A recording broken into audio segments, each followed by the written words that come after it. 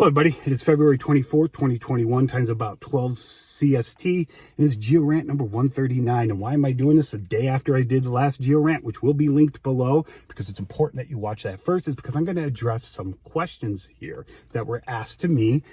There were three good ones, or I shouldn't say use that way. There are three relevant ones that I think need more addressing than anything. And we are going to be talking about what I was in the last Geo-Rant, uranium-lead dating, which is a very accurate way to date rocks over 1 million years old. I mean, we're talking margins of errors of less than 100,000 years. And when you're talking about Precambrian rocks, plus or minus 100,000 years seems like a long period of time. But when you're talking about rocks that are 2.5 billion years old, 100,000 years isn't anything. So, you know, it's really good. So today, I'm going to talk about three questions. And I'm going to show you these. Well, I'll show them to you here in a second, but first I want to say something really quick. If you're going to give me a question, and I'm going to do this respectfully, even though I know what they were trying to do because of the way the question was worded, I'm going to reword it here. If you're going to, you know, give me an I gotcha, make sure you're right first, okay? Because I'm going to address it, all right? If I do make a huge error like that, I expect to be called out, but make sure you're right first. And that gets us into our first question here. Oh, and if I make any speaking errors because I'm not perfect and I catch them, they will be down below too, okay? Aren't the Jack Hill zircons older than, and what they mean by older was older than these two continental blocks that I told you yesterday were the oldest known rocks on Earth, continental crust, and they are. These dates, and granted plus or minus, are derived from rocks. They're metamorphic, but their parent rocks were igneous. That means they crystallized directly from a melt of some sort, a magma, lava. It's irrelevant, you know, and so that's where those dates were gotten from, okay? And you can directly date igneous rocks. We know this, and you can compensate for metamorphic events, which I'm going to get into here in the second question. But the Jack Hill zircons are not igneous rocks. They're not even metamorphic rocks with igneous rocks as parents. We see this word detrital zircon, or the phrase. I'm going to talk about that here. But first of all, the zircons from this hill have been dated to, you're going to see MA, that's millions of years ago, just because when you have a plus or minus, it's easier to write that way. So 4,404 million years ago is 4.404 billion years ago. All right, that's the oldest one, but consistent zircon, detrital zircon ages are about 4,300 million years old, or 4.3 billion, okay? So this rock does contain Hadean zircons. The Hadean is the very first geologic, I want to say eon, if you will, and other than these, we don't have any on Earth that we're aware of anywhere. I mean, possibly, with the possible exception, depending on where you put the Hadean Archean border. If this is on the older side, I guess you could technically. All right, but talk for another time. So what's the difference between a detrital zircon and the zircons I was talking about yesterday? Well, this is a meta-conglomerate. What does that mean? That means that originally, it was deposited as a conglomerate, and when you pull zircons, you want really coarse-grained zircons, and I'm going to get into why. Or really coarse-grained rock, because you want large zircons. I'll get into that here in a minute, a few minutes. But it's a meta-conglomerate. What that means is that rock, the zircons in that rock, did not originate in that conglomerate. Conglomerates form from sediments. Sediments are derived from other rocks. Now, those ages are from whatever igneous body they originally were derived from, and that can't be found. It's gone. We have no clue where it is. All the gneisses and granitic rocks around the area all date to about 3.6 billion with a B years ago. So whatever body had these is gone. That these crystallized from is long gone. Okay, but once, and I've talked about this many times before, in a sedimentary rock, you're derived from, we'll say, an igneous rock. So that rock or granite, you know, it weathers, it carries zircons and everything else downstream with it. It gets deposited elsewhere, and that becomes your sedimentary rocks. So that sedimentary rock doesn't have any zircons in and of itself. It did not cool from a magma body. So the zircons came from elsewhere. And the fact that they're in there tells me that, tells me if I date the zircons, and we're going to get, sorry, I'm stumbling. And at 3 billion, 60 million years, that's the youngest zircon that has been found in the Jack Hills. What that means is the rock cannot be older than that, because you cannot incorporate zircons that do not exist.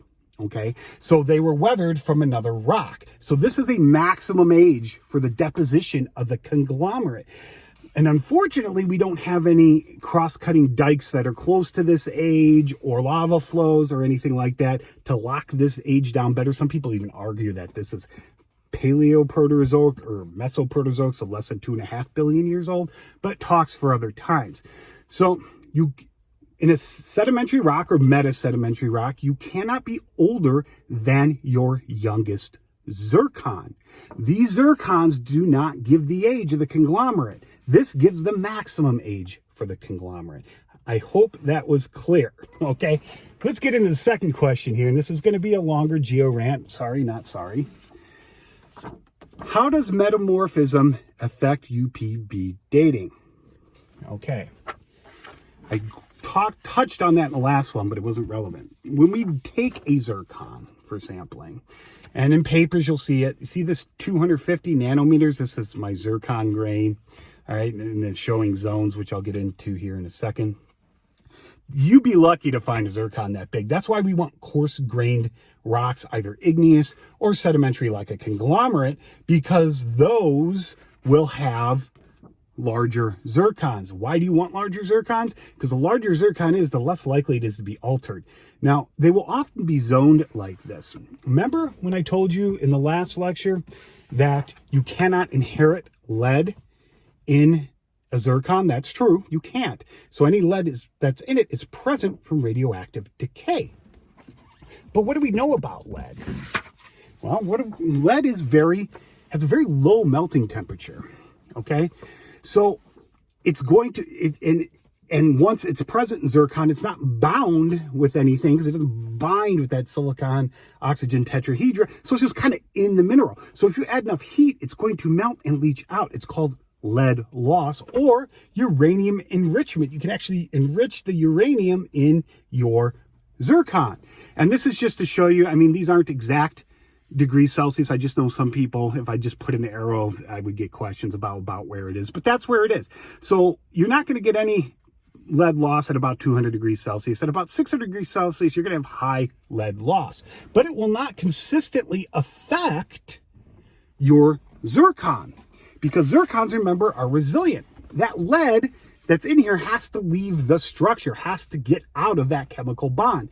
So around the surface, you're going to get, that's great, not greater than, that just means great lead loss, a lot of it in this outer zone.